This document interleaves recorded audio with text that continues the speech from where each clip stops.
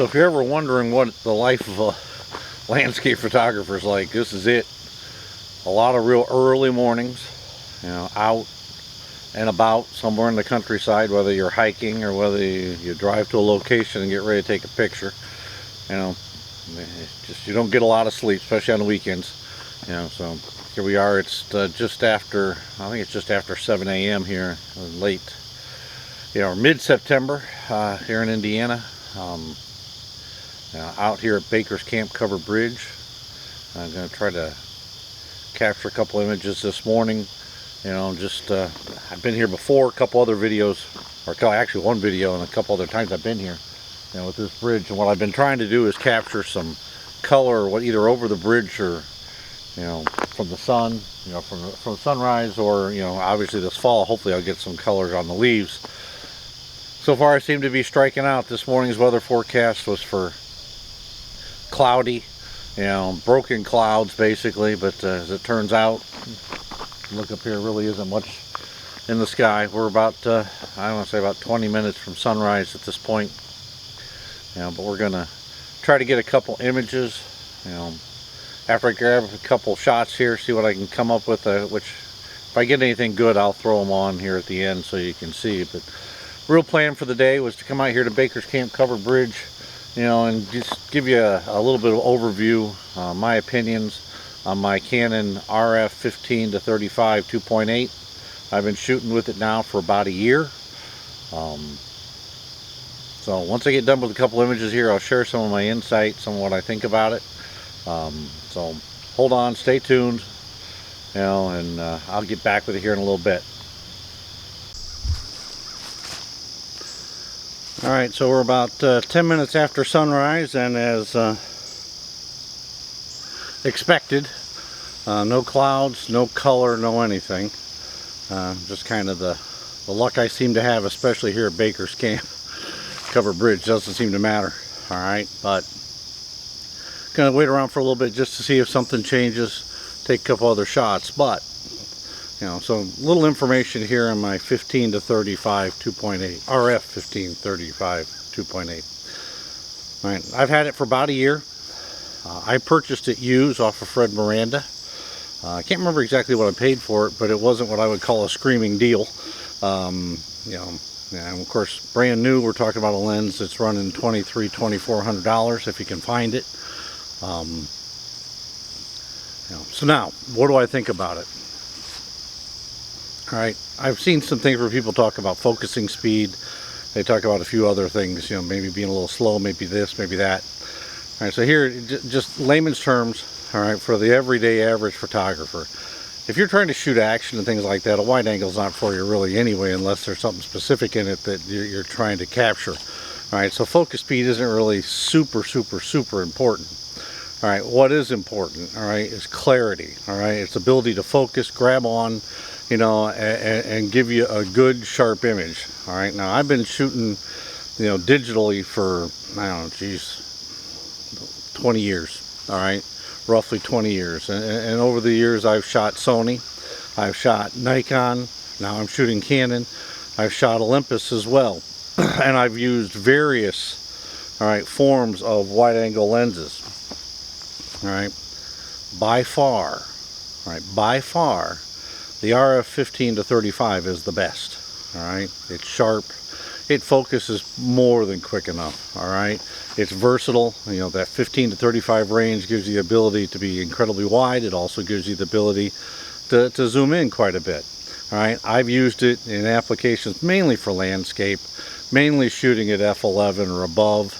Alright, but you know, last night I was using it at 2.8 where I was trying to do some astrophotography, which it was too much light, wasn't able to capture the, you know, the Milky Way, so it really wasn't much worth talking about. But alright, the range, the ability to go to 2.8 is incredibly important if you need it.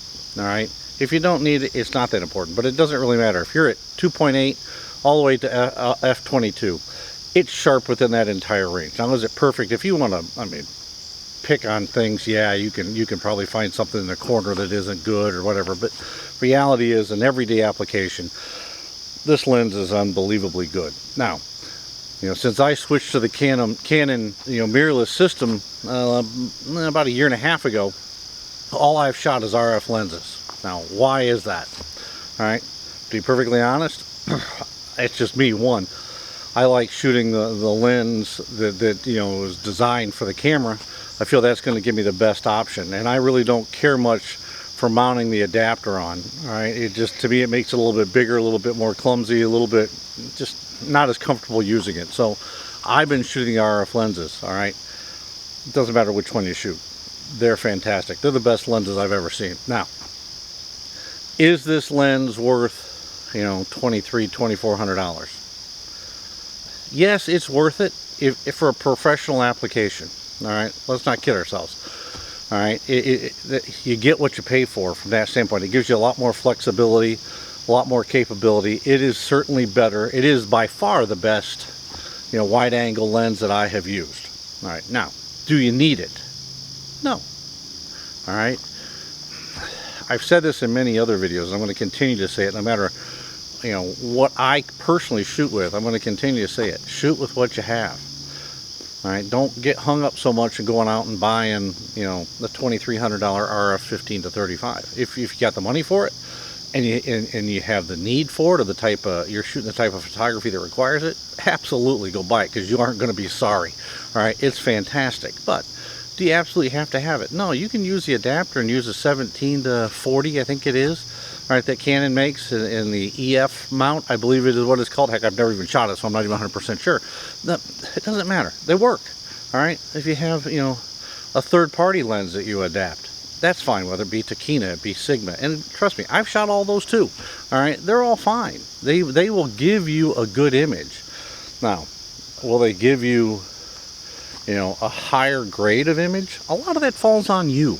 All right, and how you utilize the light, and how you utilize the scene, and how it's not all in the lens, it's not all in the camera. There's a lot of it that's just in you, and how you see something, and how you envision something, and how you set it up.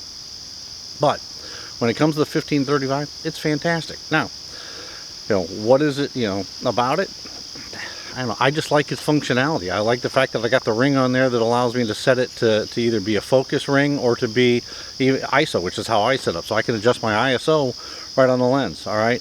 It has great image stabilization when you need it. Now, I shoot most of the time on a tripod, so it's really not important. All right. I can turn it off and it really doesn't matter. But when I need it, I have it. All right. I like the fact that it's got a switch on it that allows me to switch from autofocus to manual focus. That makes it really nice. Instead of having to try to go into the camera settings and finagle that, I have the ability just to flip a switch on the side of the lens, and I can do that. But that's me. From your application, shoot what's best for you. Shoot what you have. All right. If you can afford this lens, absolutely. All right. There's nothing wrong with it. Whether you buy it used like I did or you buy it new. All right. It's a fantastic product. You won't be sorry. All right. But do you have to have it? No, you don't. And I'm going to keep saying that because it's really the truth. All right. So I'm going to grab a couple other images here. If I get anything that's worth looking at, I'll throw it on here at the end. All right. But, thanks for coming along. If you like what you hear, give me a thumbs up. I could use that. Subscribe. I think I'm up to 15 subscribers now, which is great. I never thought I'd get beyond 1, and here I am at 15, which is still a lousy number compared to many of these other guys, like Thomas Heaton's got 400,000 subscribers. But I'm an amateur. I do this on my days off when I have a chance to get out, and I just try to share my views as an amateur photographer, for real world application for the bulk of the people that are out there trying to photograph, whether you're trying to shoot with Canon, Nikon, Olympus, or even an iPhone. I really don't care. I even shoot with the iPhone. All right, it's just, it is what it is. But please, give me a thumbs up, like, subscribe, as I said earlier. If you want to, follow me, click the notification bell, and it will, let you know when I post another one. I'll post them as I have time. I can put these things together and get out and do some stuff. This is a Sunday morning. I happen to be the only one at home. So it made it really easy. I could get up real early and get out, and drive out here to do this. It's about an hour ride from my home, to this particular spot. But, thanks for coming along. Appreciate it very much.